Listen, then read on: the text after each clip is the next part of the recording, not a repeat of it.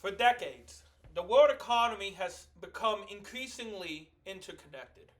Almost overnight, technology, communication, and automation have led to enormous shifts in how things are produced.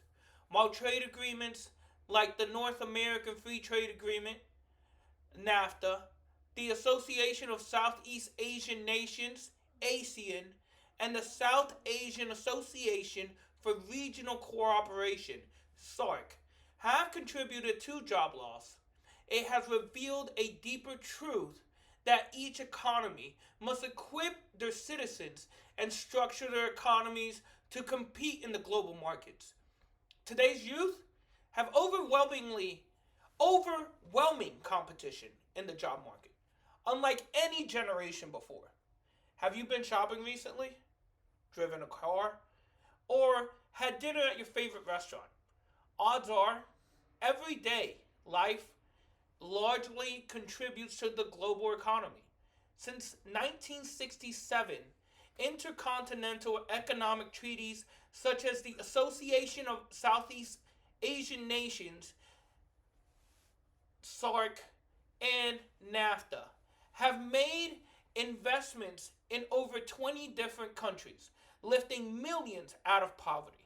Unfortunately, these trade agreements have given way for corporations to seek the cheapest and sometimes illegal labor, forcing entire communities to be devastated, stealing opportunities from the world's youth.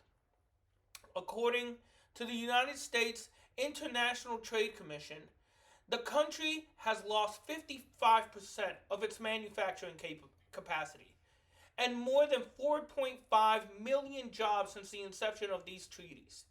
I have witnessed the economic and social impact of these treaties firsthand, as both me and my father have spent our entire adult lives working in the manufacturing industry. Companies in cities like Thomasville, Gibsonville, Bisco, High Point, and Randall in North Carolina, who, who gave livable wages to many American families, now they sit desolate and empty as communities fall deeper into poverty. Fortunately, Americans are strong, resourceful people and have found ways to bring back invention, entrepreneurship, and motivation through apprenticeships, community colleges, university pathways. Many have participated in these programs and now seek to share their experiences and knowledge with all Americans. We will examine the outcomes of the new economic phenomenon, how it has reshaped governments, transformed ideologies, shifted the balance of intercontinental power, and most importantly, created new opportunities for the world's youth. First, let's discuss the macroeconomic reasons for the creation of the global economy and treaties it has formed. In accordance with Chris Rodrigo, a visiting scholar at the IMF Research Department, macroeconomics is concerned with how overall economy works. It studies many things as employment, gross domestic product, and inflation. Macroeconomics often extends to the international sphere because domestic markets are linked to foreign markets through trade, investment, and capital flows.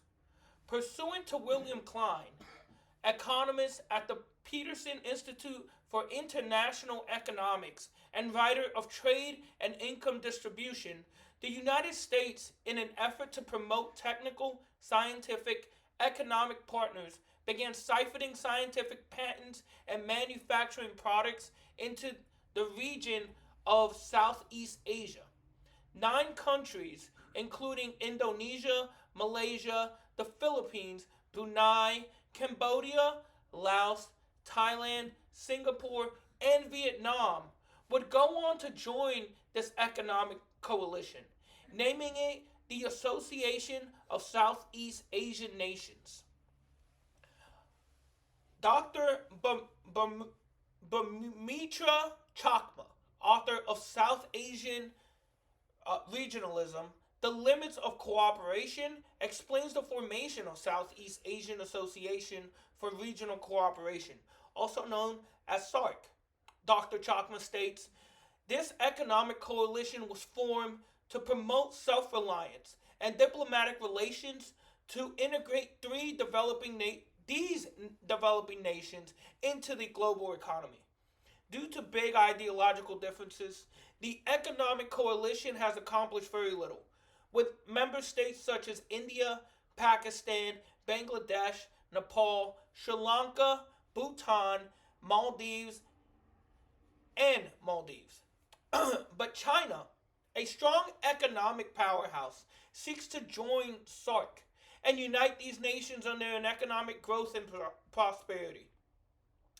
If China can accomplish this monumental task, the balance of power would forever change in the world, as China would be the strongest economic voice of 1/3 of the world's population.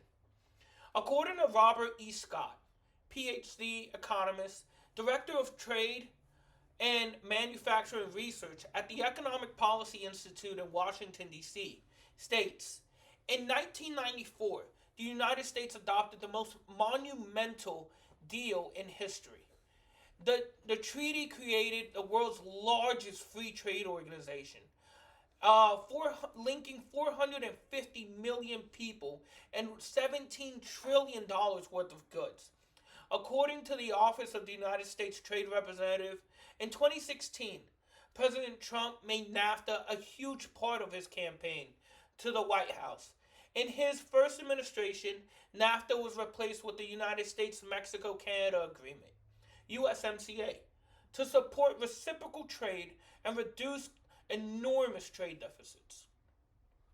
Now that we have discussed the macroeconomic reasons for the formation of these trade agreements, let's discuss the microeconomic reasons, outcomes, and the evolution of economic strategies by governments that participate in the global economy. As reported by Wayne Duggan, financial news analyst and neuroscientist graduate from MIT, microeconomics is a subset of economics and focuses on actions of individual participants in the economy, including individual consumers and businesses. We will focus on the consumer and producer theories of microeconomics as they pertain to economic alliances outcomes. In accordance with the World Economic Forum, microeconomically, ASEAN has become one of the most successful economic alliances of the modern era.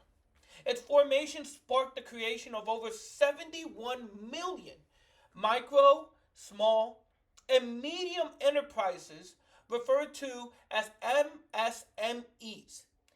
ASEAN now moving to integrate digital currency across all MSMEs in every member nation. This effort will create infrastructure and new learning paths for the youth of every member nation. ASEAN seeks to reach greater heights with its diverse workforce and expansive product line, projecting to produce over 1 billion consumers by 2035. In such a cantankerous part of the world, SARC has done well to organize and unite resources, begin infrastructure development and economic forum among all its member nations. As stated by Dr.